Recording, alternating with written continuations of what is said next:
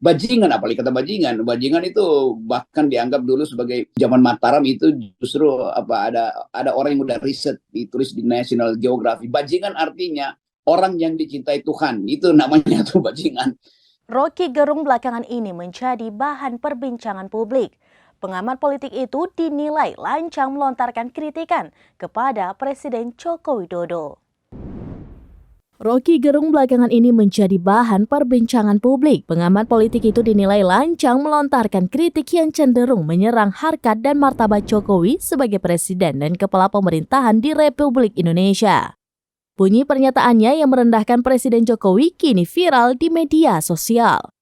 Atas tudingan itulah relawan Jokowi pun melaporkan Rocky Gerung ke Barreskrim Polri. Yang menjadi sorotan saat ini adalah Barreskrim Polri menolak laporan itu dengan sejumlah alasan. Salah satunya adalah mesti ada klarifikasi dari Presiden Jokowi sebagai orang yang dirugikan dalam pernyataan tersebut. Terhadap hal ini, Rocky Gerung pun menyebutkan bahwa dirinya diundang dalam sebuah seminar buruh di Bekasi. Dia mengungkapkan itu ketika diwawancarai jurnalis Hersubeno Arif, kemudian diunggah di akun channel YouTube @RockyGerungOfficial 2023. Dalam wawancara itu, Rocky setuju dengan rencana aksi demo buruh untuk mengepung Istana Negara pada 10 Agustus mendatang. Sementara mengenai diksi yang menjadi perbincangan publik, Rocky menjelaskan itu adalah kata-kata biasa dalam orasi politik. Di Amerika Serikat, kata-kata itu sudah biasa dalam diskusi atau orasi politik.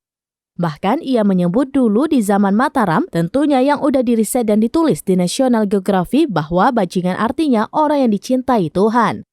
Artinya mereka yang justru membawa berkah karena mengangkut bahan makanan. Undang apapun bentuknya itu di zaman, kecuali bikin kekerasan kan. Lalu saya diminta orasi di situ. Karena saya senang, maka saya orasi kan. Supaya buruhnya semangat, saya tunjukkan fakta-fakta bahwa Presiden Jokowi itu harus bertanggung jawab terhadap Omnibus Law. Dia takut untuk berdebat, maka dia ajukan Omnibus Law itu dibatalkan di Mahkamah Konstitusi, dijadikan Perpu isinya sama dengan undang-undang, Perpu itu dinaikkan lagi sebagai undang-undang. Kan itu namanya kan berdusta sebetulnya tuh. Nah, hal-hal semacam itu yang saya pastikan supaya dibenahi itu. Tetapi kemudian masuk soal laporan saya sebut baca. Demikian informasi terkini Syedar Alun, saksikan terus beragam informasi lainnya. Jangan lupa like dan share seluruh akun seraminus.com.